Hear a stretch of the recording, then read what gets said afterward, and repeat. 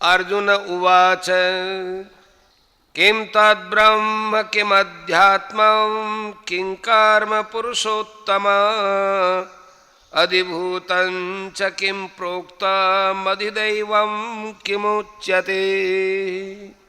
अर्जुन ने कहा, हे पुरुषोत्तम, ये ब्रह्म क्या है, अध्यात्म क्या है, कर्म क्या है, अधिभूत नाम से क्या है और अधिदेव किसको कहते हैं। प्रश्न, वह ब्रह्म क्या है? अर्जुन के इस प्रश्न का क्या अभिप्राय है?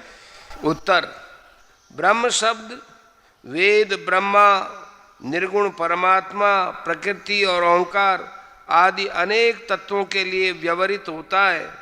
अतः उनमें से यहाँ ब्रह्म शब्द किस तत्व के लक्ष्य से कहा गया है, यह जानने के लिए अर्जुन का प्रश्न है। प्रश्न, अध्यात्म क्या है? इस प्रश्न का क्या अभिप्राय है? उत्तर, शरीर, इंद्रिय, मन, बुद्धि, जीव और परमात्मा आदि अनेक तत्वों को अध्यात्म कहते हैं। उनमें से यहाँ अध्यात्म नाम से भगवान किस तत्व की बात कहते हैं, यह जानने के लिए अर्जुन का प्रश्न है। प्रश्न, कर्म क्या है? इस प्रश्न का क्या अभिप्राय है?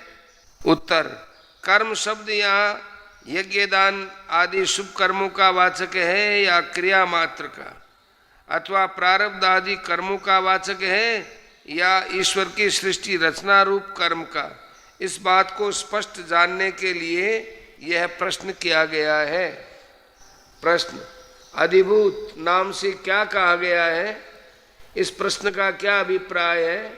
उत्तर, अधिभूत शब्द का अर्थ यहाँ पंच महाभूत हैं या समस्त प्राणी मात्र हैं अथवा समस्त दृश्य वर्ग है या किसी अन्य तत्व का वाचक है, इस बात को जानने के लिए ऐसा प्रश्न किया गया है।